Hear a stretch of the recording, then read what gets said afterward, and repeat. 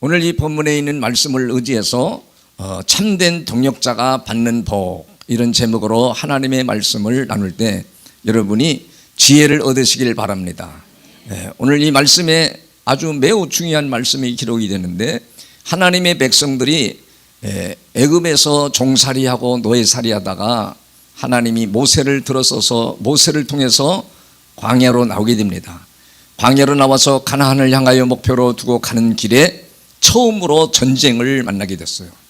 이 전쟁을 만나게 되는데, 이 전쟁을 어떻게 해서 승리하는가, 그 방법을 아주 구체적으로 기록해 놨습니다. 그래서 이 말씀이 우리가 다시 오시는 주님이 오시는 그날까지 영원토록 승리하는 비결이 된다는 사실을 꼭 기억하시고 말씀을 경청하시기를 바랍니다.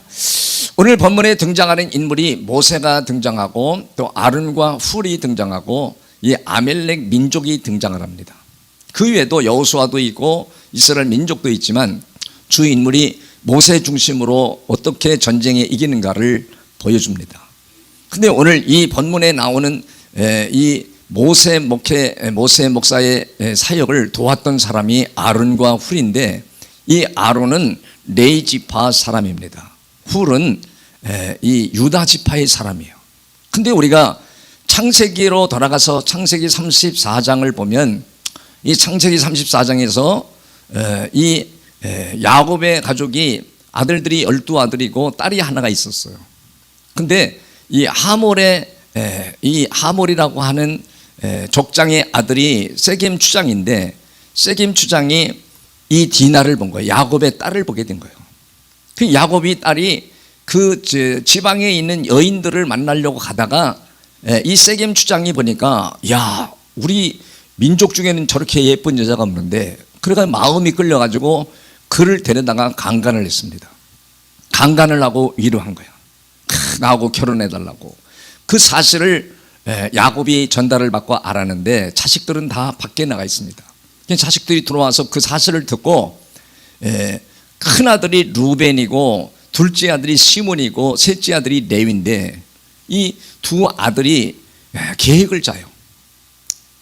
우리 디나가 강간을 당했는데 이 슬픔을 우리가 당하고 어떻게 계속 살 수 있느냐. 그래서 제안을 겁니다. 세겜 추장과 그 하몰이라는 족장들에게, 우리 민족은 할례 받는 백성이다. 그렇기 때문에 우리 민족과 함께 하나가 되어서 앞으로 살아가고 사이좋게 살아가고 나라를 경영하려면 너희들도 다 할례를 받아야 된다. 지금 말하면 포경수술이죠.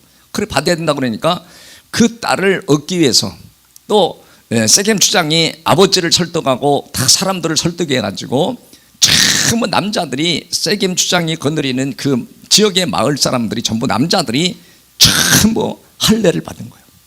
할례를 받고 제3일째가 가장 아픈 그 날인데, 그날을 택하여 시므이 둘째 아들과 레위 지파 셋째 아들이 칼을 차고 가서 이게 아파가지고 쩔쩔매는 남자들을 전부 쳐 죽인 거예요.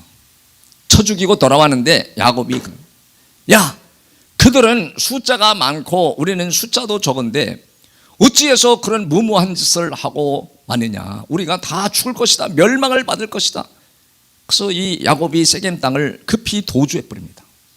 가족들을 끌고 도주하는 장면이 이 창세기 34장과 35장에 기록이 되는데, 이 시간이 좀 지나고 나서 자리를 잡고 나서 49장에 1절부터 한번 보겠어요. 49장 1절과 5절, 7절, 8절 이렇게까지 한번 보겠어요.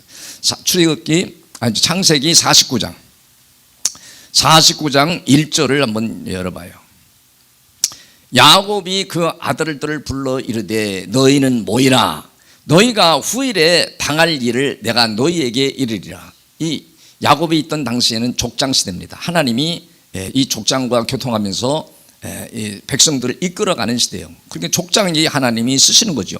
이 족장이 아들들을 다 불러 모으고, 이제 내가 얼마 있으면 죽게 되는데 아들들을 전부 12아들을 불러놓고 전부 이 아들에게 기도를 합니다.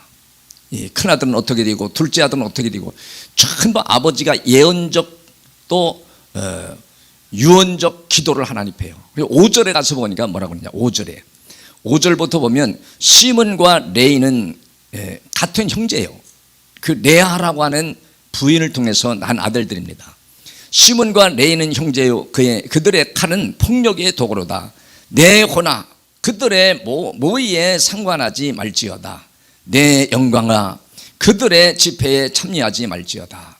자기 자손들에게 전부 그렇게 말합니다. 시몬과 레이가 하는 일에는 거기에 모의에도 참석하지 말고 집회에도 참석하지 말고 가까이 하지 말아라. 그들의 분노대로 어떻게 했어요? 사람을 죽이고 그들의 혈기대로 소의 발목 힘줄을 끊었음이니로다. 그 노여움이 어때요? 혹독하니 뭘 받아요? 아버지인데 자식들에게 너희들은 앞으로 저주를 받을 것이요 분기가 맹렬하니 저주를 받을 것이라. 내가 그들을 야곱 중에서 어떻게 한대요? 나누며 이스라엘 중에서 다 틀리로다. 하나님이 이렇게 할 것이라는 거예요. 자기 아버지인데 왜? 자기들이 지금 가문에 얼마나 고통을 주고 어려움을 주는지 아버지가 이제 죽음을 앞에 두고 유언하면서 또 이들에게 계시적 안목을 가지고 기도를 그렇게 해주는 거예요. 너희들은 혈기가 있고 분기가 있고 잘못된 일을 이렇게 자행함으로 무리한 일을 행함으로 너희들이 저주를 받고 너희들의 지파는 다 평생에 어떻게 돼요? 다 흩어질 것이다. 이렇게 저주를 받은 가정들이에요. 그런데 오늘 출애굽기에 와서 아멜렉과 전쟁을 할 때, 아멜렉과 전쟁할 때 모세가 여호수아에게 명령합니다. 백성들을 선택해서 아멜렉과 전쟁터로 나가라. 모세는 산꼭대기로 올라갑니다. 아론과 훌을 데리고. 그런데 여러분 지도자가 앞장서서 전쟁터에 나가서 전쟁을 해야 되는데 전쟁을 누구한테 맡겨요? 여호사 장군에게 맡기고 이 모세는 산꼭대기로 올라가는 거예요. 왜 모세는 뭘 알았냐면 여러분 사무엘상 17장 47절을 한번 보겠어요. 거기에 보면 그런 말씀이 등장합니다. 또 여호와의 구원하심이 칼과 창에 있지 아니함을 이 무리에게 알게 하리라. 전쟁은 뭐라 그래요? 여호와께 속한 것인지 그가 너희를 우리 손에서 넘기시리라. 그러니까 전쟁이라든가 칼과 창의 무기의 전쟁에 승리하는 게 아니고 사람이 많다고 해서 이기는 게 아니고 누구에게 있다는 거예요? 하나님께 있음을 여러분 성경이 굉장히 많이 말합니다. 역대야서도 말하고. 근데 모세는 일찍이 그걸 아는 거예요.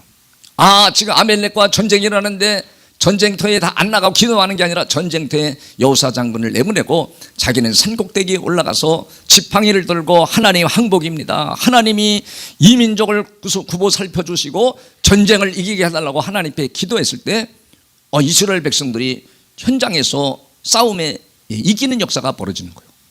여러분 그 말씀이 오늘 11절에 가서 있습니다. 11절에 가서 보면 그랬어요. 11절에 오늘 본문 17장 11절에 가서 보면 모세가 손을 들면 이스라엘이 이기고 손을 내리면 누가 이겨요? 아멜렉이 이기는 일이 벌어진 거예요. 근데 모세가 산꼭대기에 올라가서 손을 들고 계속 기도할 수가 없으니까. 여러분 현장의 모든 전쟁은 결정이 어디에 있어요? 기도하는 데 있어요. 기도하는 데. 하나님 앞에 항복하고 기도하는 데서 결정이 이루어진다는 걸 보여주는 거예요. 우리가 현장에 나가서 열심히 살고 달려갔지만 오히려 패배하고 어려움을 만난 사람들이 얼마나 많아요. 근데 이 기도가 그렇게 중요하다는 걸 보여주는 거예요. 모세가 손을 올리면 이스라엘 민족이 이기고 손을 내리면 아멜렉이 이기는 일이 벌어지는 거예요. 그 모세가 하루 종일 손을 들고 있을 수가 없어서 피곤해서 손을 내리면 어떤 일이 벌어졌죠? 여러분 12절에 보니까 그랬어요. 모세의 팔이 피곤함에 그들이 돌을 가져다가 모세 아래 놓아 그가 그 위에 앉게 하고 아론과 훌이 한 사람은 이쪽에서 한 사람은 저쪽에서 모세의 팔을 어떻게 했어요? 모세의 팔을 붙들어 올렸더니 그 손이 해가 지도록 내려와야 안 내려와? 내려오지 아니한지라. 내려오지 아니하니까 다음 절에 13절에 그렇게 나와요. 다음 절에 보니까 뭐라고 나오죠? 여호수아가 칼날로 아멜렉과 그 백성을 쳐서 어떻게 했어요? 무찌르는 일이, 전쟁에 승리하고 이기는 일이 벌어졌어요. 어떻게 해서 이겼죠? 여러분 모세가 힘들어서 팔을 내리고 있을 때는 이스라엘 민족이 패배를 당하고 뒤로 후진을 하고 어려움을 겪는 거예요. 근데 팔을 올려서 기도하니까 전쟁의 현장에서 우리가 이기고 있습니다. 승전보가 들리는 거예요. 그러니 이 모습을 보고 아론이 힘들고 이 힘들고 어려운 아론과 훌이 이쪽 저쪽에서 모세의 팔을 세워서 기도할 수 있도록 밀어준 겁니다. 여러분, 어느 시대든지 지도자를 한 사람을 세우는 거예요. 교회마다 여러분 담임 목사를, 우리 열몇 교회도 담임 목사를 3명 4명 세우면 얼마나 좋겠어요. 여러 명 있으니까 좋을 것 같은데 그렇지 않다는 거예요. 항상 지도자는 한 사람을 세우고 동역자와 협력자는 많이 세워야, 그래야 복을 누가 받느냐? 바로 동역하는 사람들이 받게 하려고. 여러분, 오늘 여기도 모세가 피곤하고 힘들 때 아론과 훌이 모세를 중심해서, 모세란 지도자를 중심해서 협력하고 도울 때, 협력하고 돕고 더 나가서 동역할 때 자기 자신이 복을 받을 뿐 아니라 후손들이 복을 받는 역사가 일어나도록 만들어놨어요. 그게 영의 원리고 성경의 원리입니다. 여러분, 그래서 오늘 이 아론은 레위지파거든. 레위지파인데 하나님이 모세 목사가 힘들고 어려울 때 동역하고 섬기고 도와줌을 통해서 이 아론이, 레위지파가 하나님이 저주를 받은 백성이 복을 받는, 하나님께 위대하게 쓰임받는 후손들이 되는 걸 보게 돼요. 자기 자신도 복을 받고. 여러분, 출애굽기 28장을 가서 보겠습니다. 28장.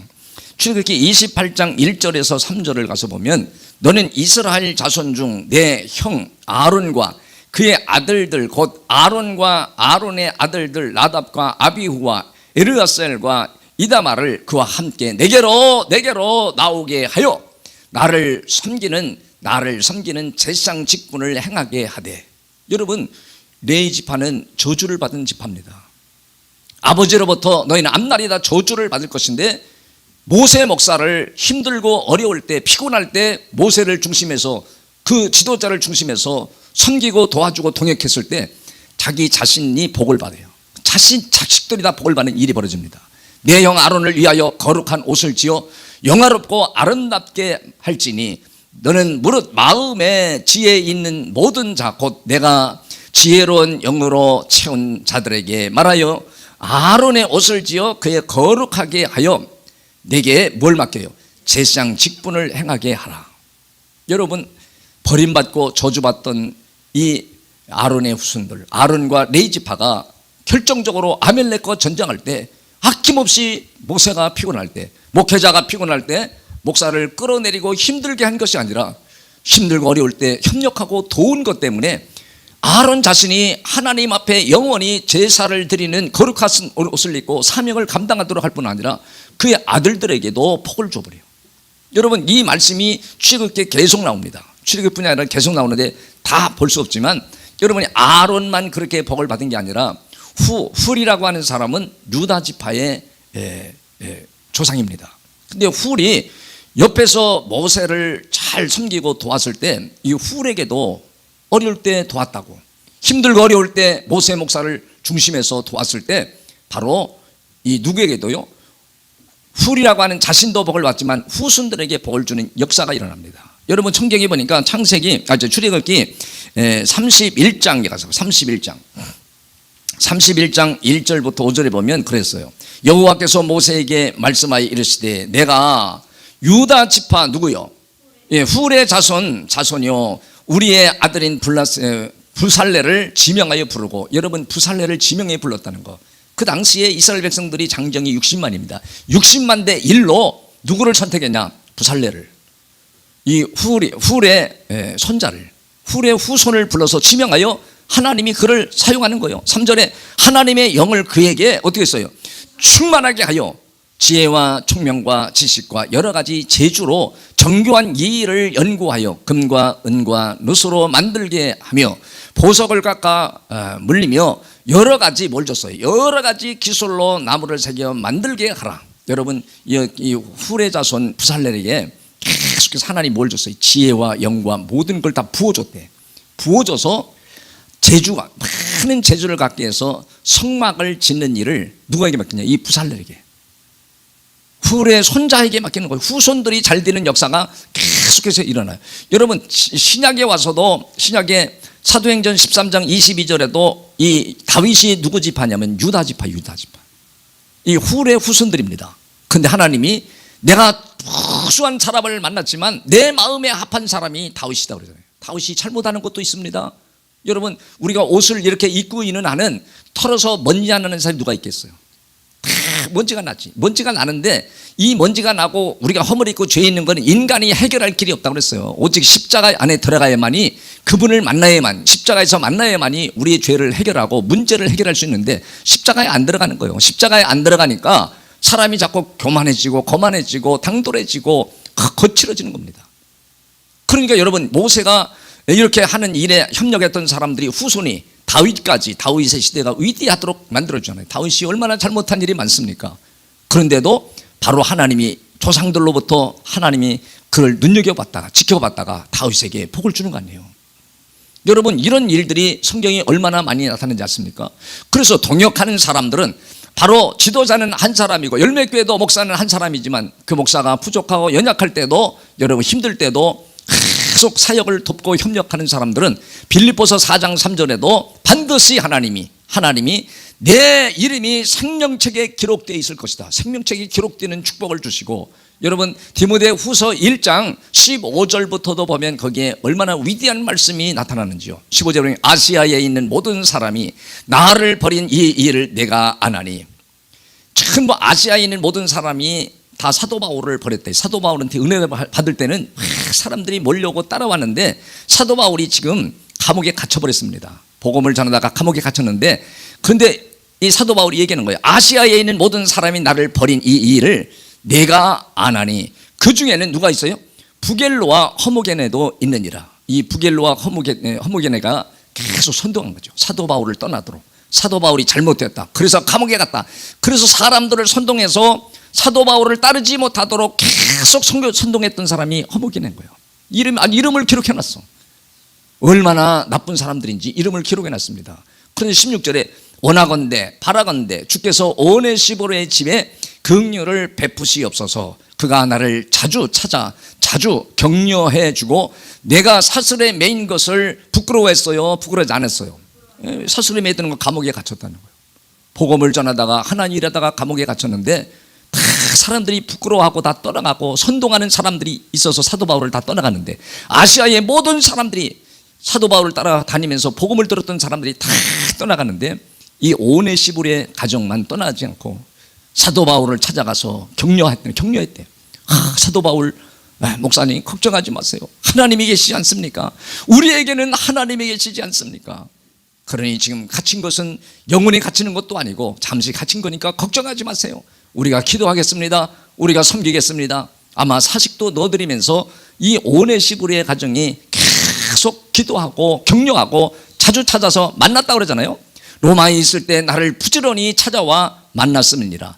그러니까 오늘 이 사도 바울을 잘 격려하고 돕고 했던 오네시보르의 가정에 하나님이 어떻게 역사하느냐. 18절에 보니까 원하건대 바라건대 주께서 그로 하여금 그날에 주의 뭐가요? 주의 긍휼을 입게 하여 주옵소서. 근데 하나님의 가정이, 이 가정이 주의 긍휼이 임했다는 거예요. 긍휼이랬다는 것은 크게는 두 가지로 나눕니다. 하나는 하나님이 우리를 불쌍히 여기시는 거. 여러분, 사람도요 불쌍히 여기시는 마음이 있으면 어떻게든지 늘 좋게 말하고 또 돕고 협력하는 일이 벌어집니다. 근데 불쌍하지 않은 거예요. 그게 불쌍한 마음이 하나님이 주시는 마음이에요. 그게 긍휼이거든요. 긍휼의 마음은 부족한 걸 하나님이 채우신다는 의미를 가지고 있어요. 그러니까 이 오네시보르의 가정에 하나님이 가정 자체를 다 하나님이 귀히 여기실 뿐 아니라 부족한 것을 시시때때로 채워주시는 역사가 일어난 거예요. 여러분, 자기만 복을 받은 게 아니라 그 위에 보면 14절, 바로 16절에 17절 같은 데 보면 자기 집에 다 복을 받아자. 누구 때문에? 오네시보르 때문에 자기 자식과 자기 가정들이 전체로 다 복을 받는 역사가 일어납니다. 여러분, 우리가 사회 살아가다 보면 아버지는 복이 있어, 근데 어머니는 또 복이 없어. 왜? 암 걸려가지고 있네. 또 뭐 자식들은 다 망가져버려. 이런 경우가 얼마나 많은지. 가족 구성원이 4명이면 4명, 3명이면 3명, 3명이 다 복을 받는 경우가 그치 많지 않습니다. 그러니까 오늘 우리는 내 자녀들이, 내 인생이 구겨지고 얼룩지고 잘못되었다 할지라도 이렇게 모세 목사를 돕고 또 사도 바울을 도왔던 이 가정들은 하나님이 집안을 다 살려버려요. 여러분, 아론의 지파를 저주받던 지파가 계속 하나님 앞에 위대하게 쓰임받는 역사가 일어나요. 자자손손이 그런 역사가 일어나. 후레 자손이 하나님이 계속 그들을 총명과 지혜와 명철을 부어주고 영교를 부어줘서 그들에게 모든 걸 할 수 있도록 하나님이 모든 역사를 일으켜 주십니다. 이런 역사가 영의 원리고 성경의 원리인 것을 여러분이 믿으시고, 여러분이 늘 힘들고 어려워도 동역하고 협력하고 도와주시는 이 목회를 향하여 여러분이 함께 가면, 나보다도 여러분이 동역하고 협력하는 사람을 하나님이 더 복줘 버리는 거예요. 어느 시대든지 마찬가지입니다. 그러므로 우리는 다시 한번 정리하면, 우리는 반드시 살아가면서 나만 잘 되고 끝나는 경우가 얼마나 많은지 아십니까? 후손과 집안이 다 잘 되려면 반드시 영적인 원리인 이 하나님의 목회, 주의 종을 어렵고 힘들 때 협력하고 돕는 이런 가정들, 동역하는 가정들은 반드시 하나님이 복을 주잖아요. 이런 복을 받는 여러분이 되시기를 주의 이름으로 축복합니다.